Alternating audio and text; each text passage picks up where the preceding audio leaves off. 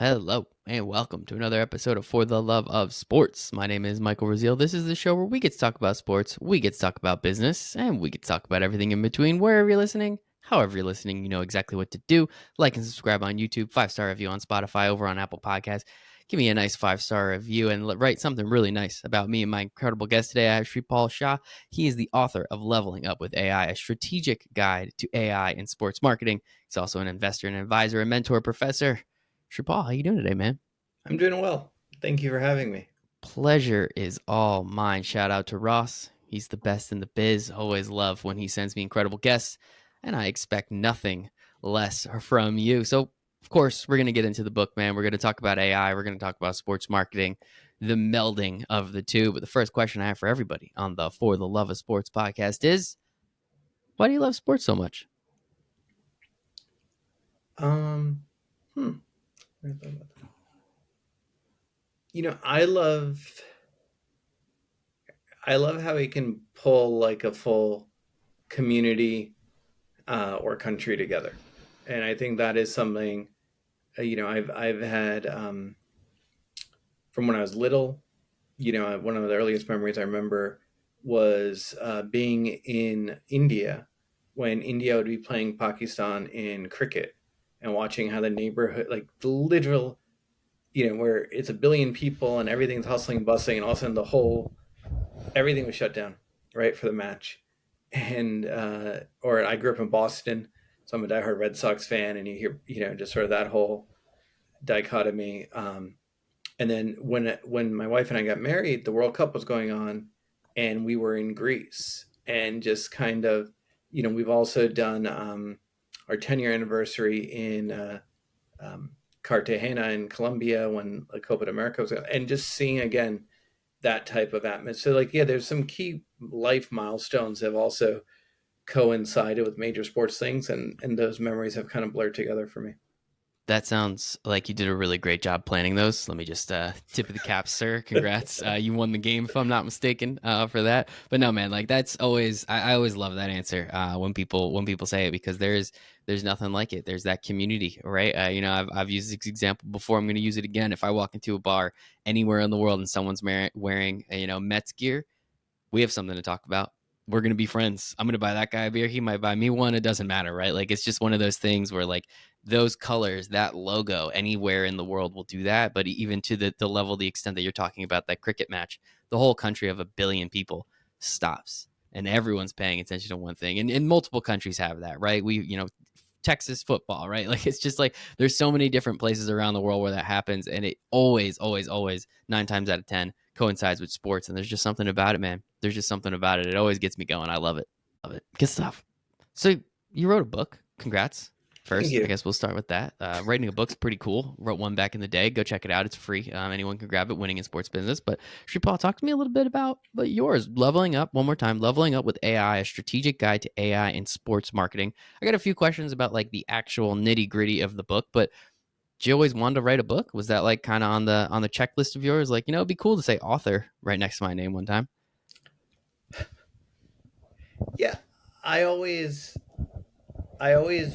thought about writing a book, right? But the joke I used to always say is like, we talk about Ross, right? When I used to be the chief digital officer at Catalyst in between my two Redskin stints, I was working for a PR agency, and I used to joke with folks, it's like, you didn't hire me for my grammar or my speaking abilities. You hired me because I can make money. And you could tell, some people laughed, some people probably got offended. But I have the worst grammar in the world. I have a CS degree. And I think now with like the mix of AI plus ghostwriting, there was sort of a way where I felt like I can hide my personal deficiencies and actually still do something meaningful. So that's so the desire was there. The aptitude may not have been. And then I've been able to be assisted to kind of bridge that gap.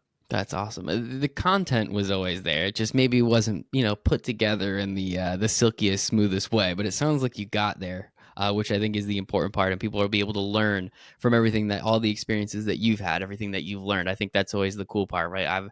I have interviewed hundreds of people through this show and learned how so many of them got jobs in sports. And I was like, it would be cool if I put together a book of all these awesome people and how they got jobs in sports. Bang, there you go. I didn't really do anything. I just kind of wrote down some of the cool things people said, and it sounds like you had the information. You just need a little help getting there. And yeah, if anyone out there is listening and you're not using ChatGPT to at least just edit your content, you're doing something wrong. Don't have it write it. We're not quite there yet. You still want to write it, but if you're not having it just edit, just simple things, take out dumb words, like that stuff, you're missing out, man. It's free. Check it out, right? It's easy.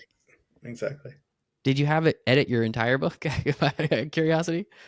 Hey, I have all this stuff. Could you edit it, put it in a really nice order, and we'll plop it out.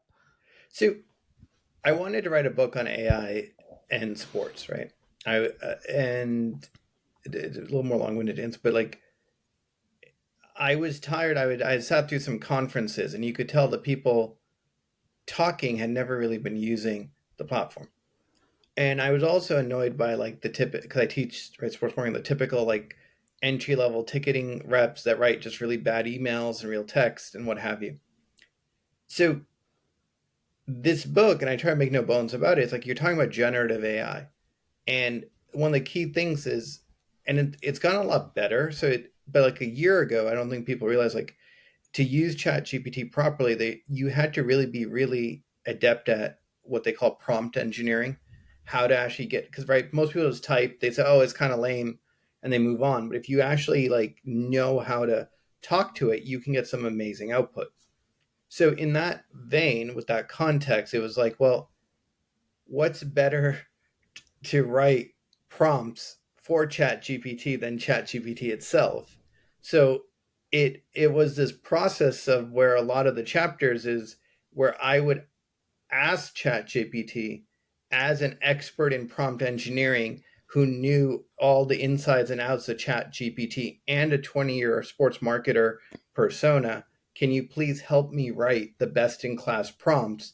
And then I would list the task. And so in some sections, it's more than just editing because the argument was really like, well, if you're trying to learn about generative AI, there's no better source than the thing itself.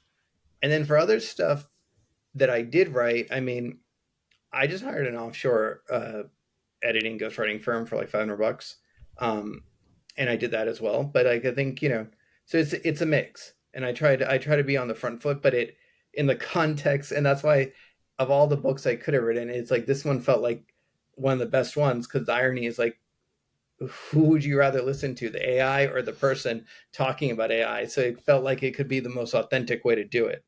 No, I love that. That's such a kind of tongue-in-cheek way of getting to write a book, right? Like being like, well, it's about AI. I'd be pretty silly not to use AI Yeah, to write this book, because right? we're Like at trying that to point. tell other people how to leverage AI. So like, if the book didn't get written by AI, like how would you really believe the author, right? It's like, Exactly. That's like I made $1 million in sales.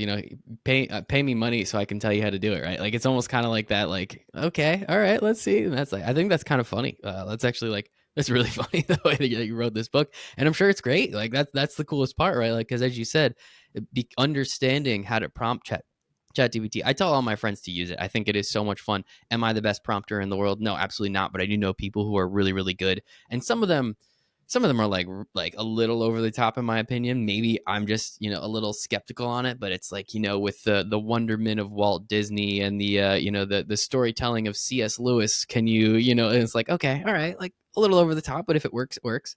What like how long did it take you to start adopting ChatGPT or these language these generative to use your words AI to really just kind of like everyday life stuff, not even just to write a book, but like just to like utilize yeah, this at work, at school, for stuff at home. Like I just ask it questions all the time, and my favorite part is I can just ask follow-up questions. You can't do that with Google. With Gemini now you can, but like when did you start to like utilize it day to day?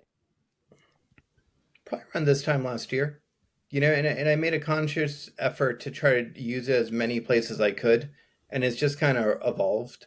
Um, right. And like I just posted on LinkedIn a little while ago, like, which will be part of my second book, like when do you use Chat GPT versus Gemini versus Claude 3, right? Like there's like each LLM is different, but like I I mean some of the best output I've had is in my non-professional life using ChatGPT. Or I'll use some examples like before you could have like custom GPTs, you could actually ask Chat GPT if you had like I'm a vegetarian, I'd give it like 5 ingredients, say the type of cuisine I want, and it would just give me a recipe, and I'd just give it to my nanny, and she'd cook it, and it's like it's good food. Yep. And or I'm the PTA president for my daughter's middle school, and it's a mix of a magnet plus like an um, it's like an underserved school slash magnet, right? And in that scenario, I've been applying for a bunch of grants, and I've won 3 grants, beat out a few thousand schools. But in that scenario, again, as I said, I can't write for shit. So like I would create, excuse my language, You're um, good.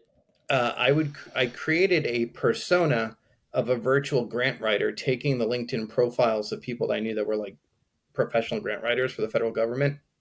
Former Redskins blogger Matt Turrell's like he's evolved into this like grant writer that writes 30-40 million dollar grants, right? So I put all their profiles in, and then I fed it the grant, and it started writing the answer, and I gave it the rubric and all that stuff, and then I created a virtual panel of experts who would judge grant submissions, and then it was 2 different chat threads, but it was basically the AI critiquing itself on its own output, and I was just going back and forth for about 40 minutes, and I won a grant, beating a few thousand schools. And then I did it again, and we won again, and I did it again. So that's been really impactful. Where like a lot of people on like the PTA board thought this would be a 4 or 5 hour project, and it wasn't. But then I've done it. Like my daughter turned 13, so to embarrass her, she's a big Taylor Swift fan. I created like this whole like poem where every the birthday greeting is like 13 different Taylor Swift songs. I don't know the lyrics, right? So I did that. I've done my wife was coaching and I were helping coach my kids' Lego robotics team. So they were building they were in the bot makers like Lego competition. And one of the kids has attention deficit disorder, and as I was thinking of coaching techniques to work with that, I could go to ChatGPT, offer the task at hand, and it created a prompt of an expert who deals with that, and it gave real tips, and that actually became really beneficial to kind of rally the team and to go forward. So, you know, I mean, I've used it. I use it for like all everything I can. That is, yeah. So I use it for recipes like almost daily, and I love it because what I like to do on the recipe side is I'll put in a recipe and be like, how can I what can I do? What can I do different? What can I add? What can I take away? I don't have this. What can I do as a substitute? So I always love doing that. I love making chicken wings, so I always ask it for like wild chicken wing recipes. It's like, hey, just no, I want something this. No, make it more Asian, like less this. Like, and it's so much fun to do that. Can't say I've quite done it for some of these other things that you have, but like I think the power of it is obviously there. It's just I don't think why do you think it's so hard for people to make that kind of next step, right? Like I use it in a very rudimentary way. Don't think I'd ever get to the point of, if I was trying to coach my son's baseball team or in your situation, Lego robotics team and that wants to like you're using it in very specific ways. What are you doing differently? Or what do we need to do as society differently to just start adopting this and using this and just everyday life to try things like grant writing out of hey the possibility this thing could probably write a grant better than anyone else, why not use it for that? Why can't we get there, or why aren't we there yet? So it reminds me of Red. I think you got to let go of your biases, and you have to be open to want to try, right, to do. And for a lot of people, it's easier said than done, right? Like it reminds me of 12, 13 years ago, early days social media. Like when I joined the period, you would hear people talk about social media, but it was clear no one had ever written their own tweet, or they weren't really following people on Twitter. They weren't live streaming yet. They were trying to talk about it. And you're like, right now you have 60-year-old people tweeting, right? But like back then it was like this thing. So you have to break down that silo from like talking about it and reading about it to doing. And for a lot of people that just up until recently, which I don't think people get, like before generative AI, you needed data scientists, developers. AI has been around, but the bar was much higher. And I think you also have to go in with the right set of expectations. There are many people that I know that use Chat GPT or one of these platforms, they like enter something, the output is mediocre and like, oh, it sucks. And versus like if you spend 20 minutes here, it might save you 5 hours later. And then the next week, you might only have to spend 15 minutes and then only 10 minutes, right? And then you also have to have the creativity to want to explore and the curiosity. And I think a lot of I people think that's the creativity and the don't curiosity part. I want think is to. really important for people.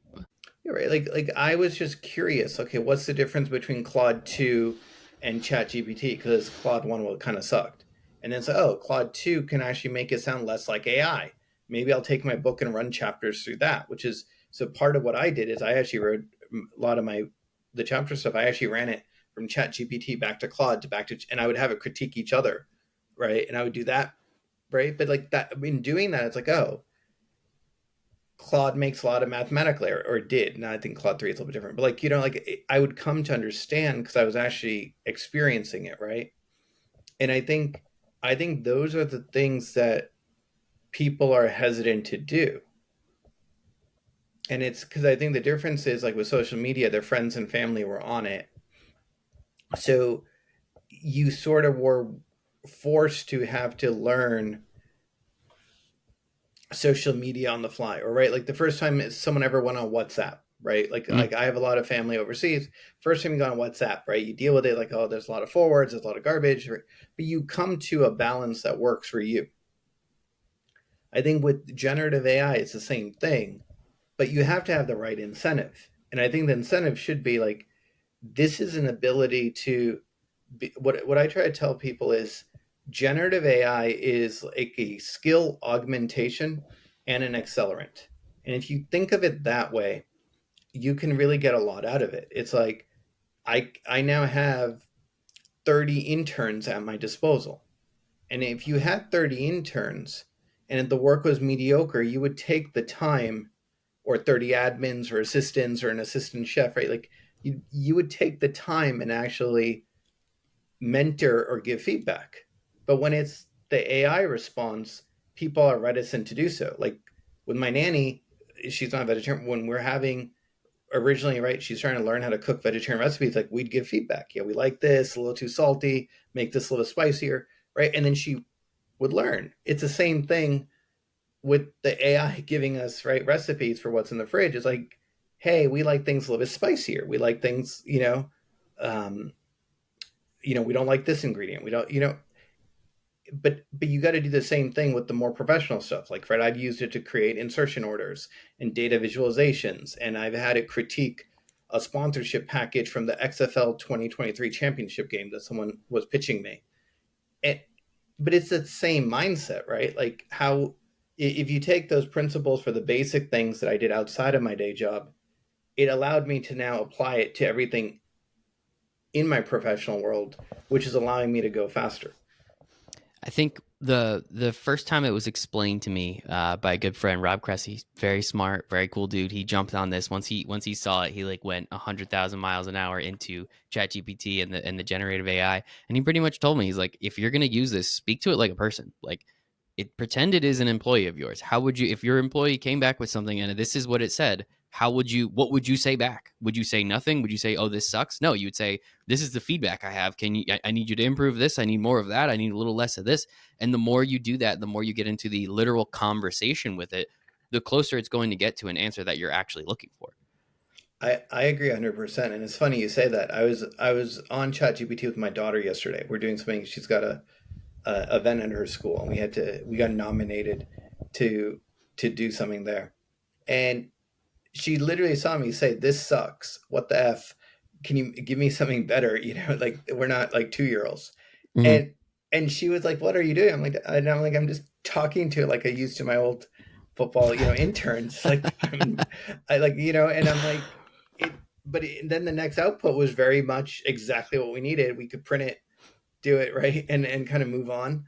But it's very much like you need to talk to it. Like I always use things like, give me your best effort, all caps, or like, you're getting lazy, I need, and those little things that sound so counterintuitive are actually more impactful than a lot of the things you'll find in all these like right? There's like 2 million LinkedIn blog posts about prompt engineering.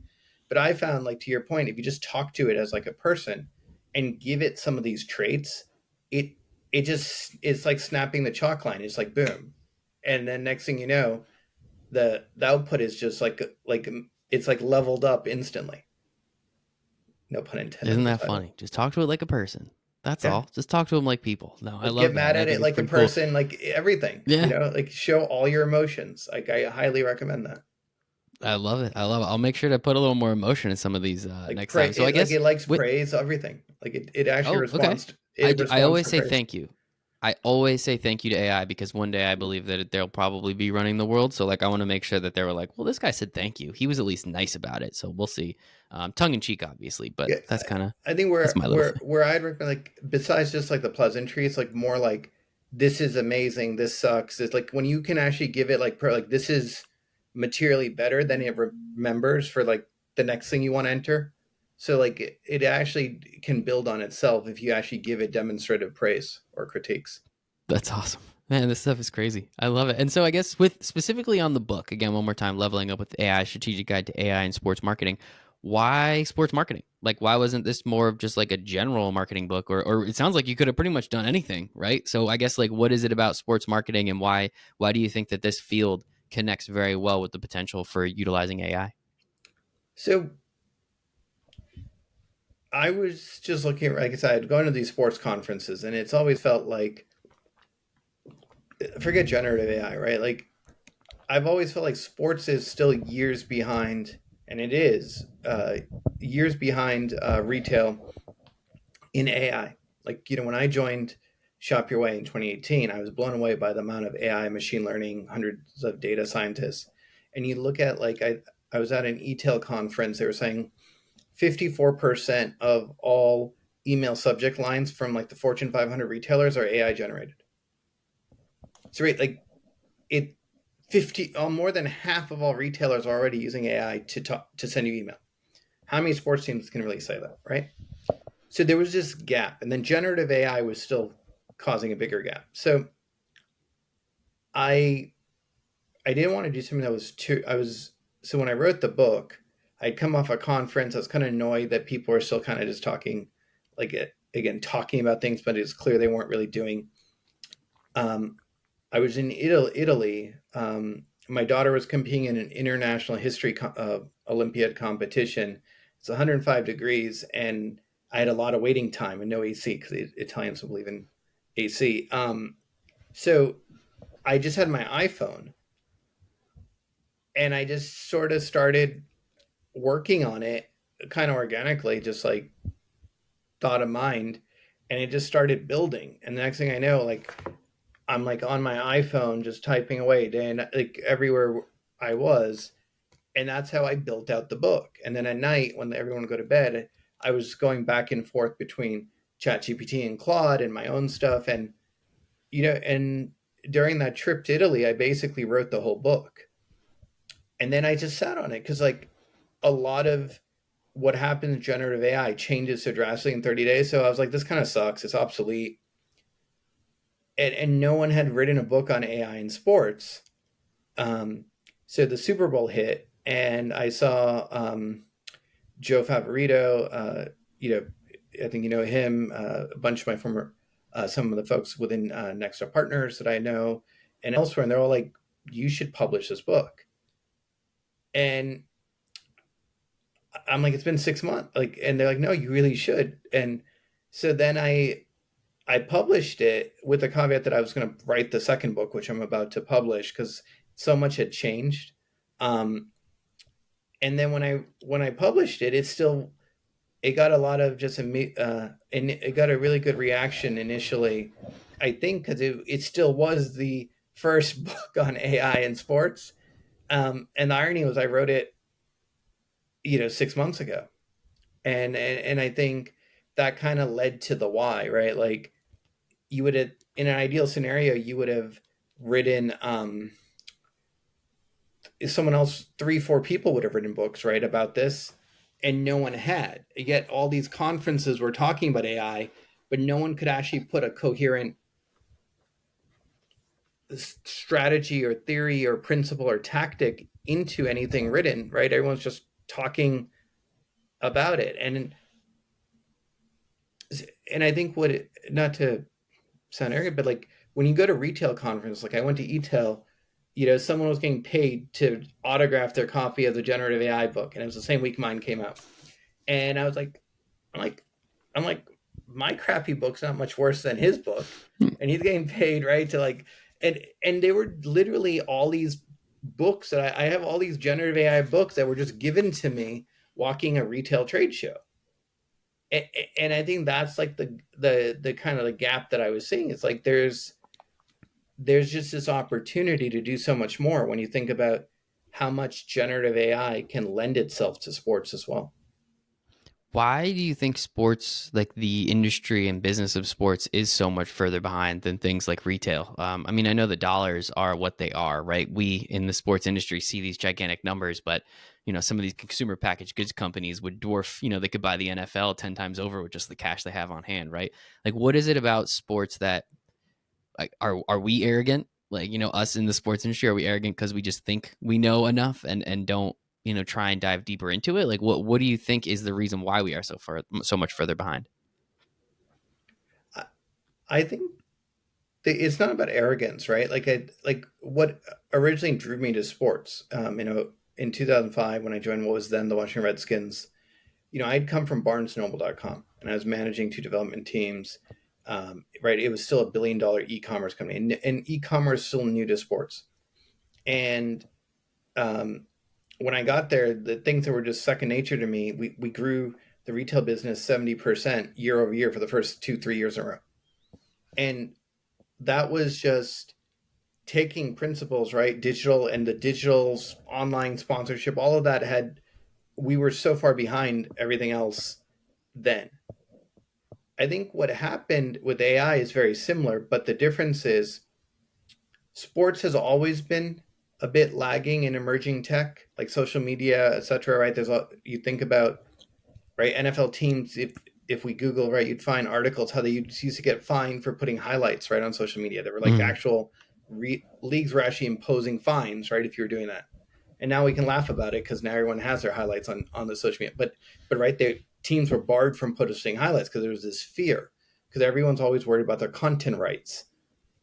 I think what COVID did though, it sort of, it was this weird dichotomy where everyone got furloughed, but then there was more capital technology infrastructure investment in like 18 months than in the last 10 years. So everyone's like, oh, sports is so forward thing. We're spending millions and we're doing that.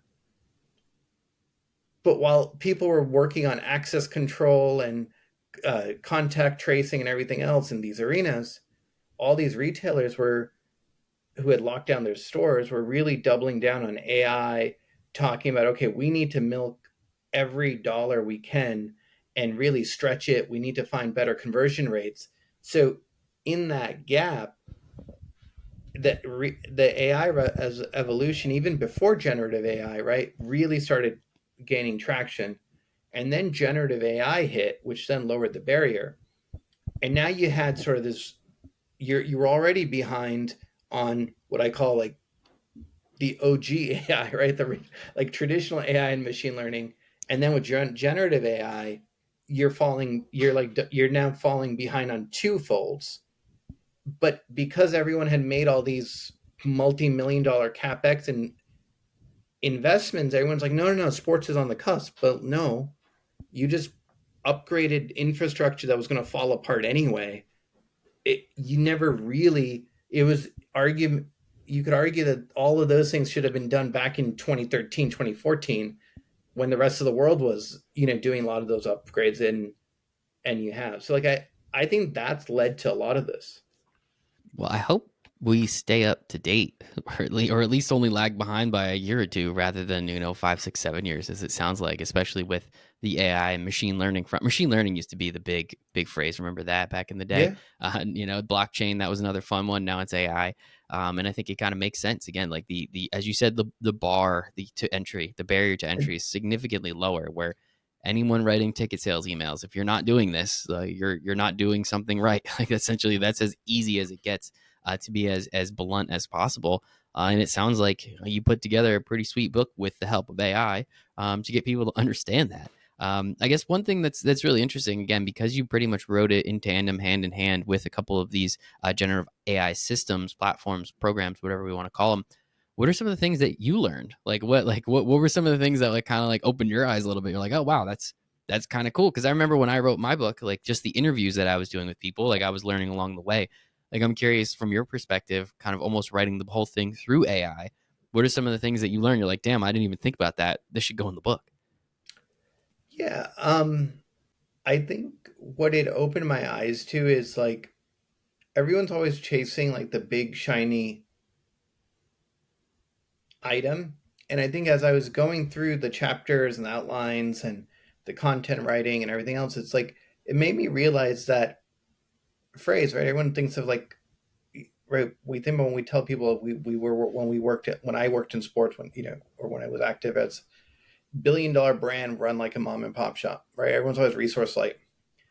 And it made me realize that there are all these things that someone could add on, right? Like SEO, um, right? You could become an SEO expert without having to be one. And all of a sudden, everything you write is now SEO friendly because you could just run it through this thing.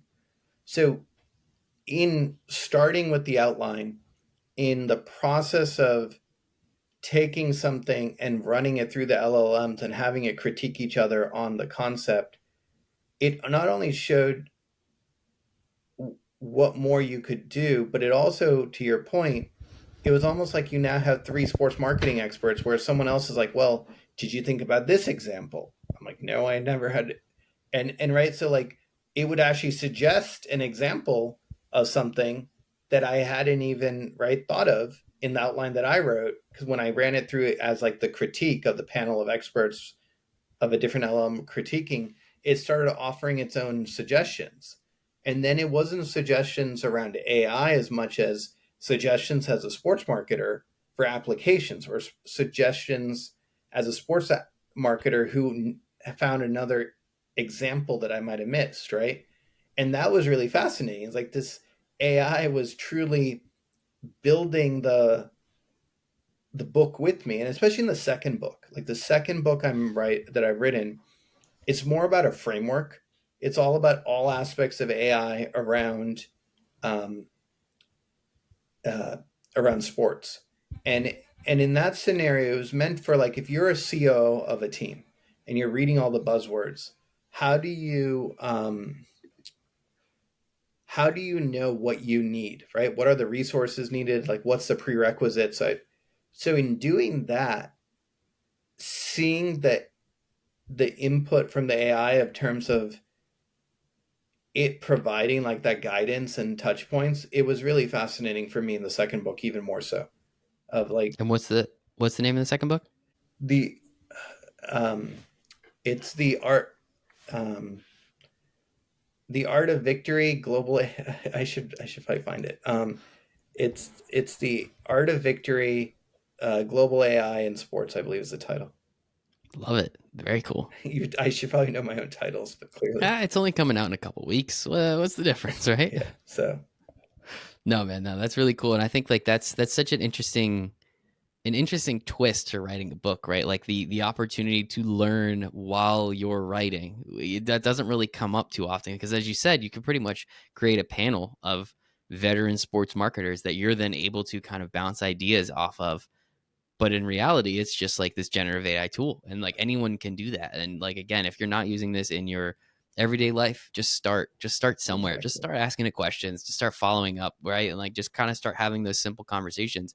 Eventually, you'll get to the point of being a professional prompt writer as you are. And, But at the same time, it's one of those things where you can gain so much access, information, and knowledge. Sometimes I'm just up at night and I'm just like, what happened in the year 1312? And it's like, well, some of yeah. these things happen. I was like, cool, teach me about whatever the hell that is. And like that's just always a fun one for me, just to kind of just to learn a little Yeah. bit because that's always fun. But You know what I did one time? I'm a big Marvel fan.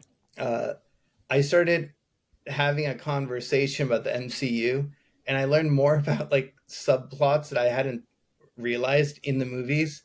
in just a conversation with the AI. It was just fascinating. Like I made it a expert in all thing Marvel movies and comics, and we're just having a conversation, and it started sharing like these subplots that I totally missed. And then I went back and That's watched the awesome. movie on my flight back from Italy, and I was like, oh my god, like this thing is like there are all these layers in the movies that I totally like missed, right?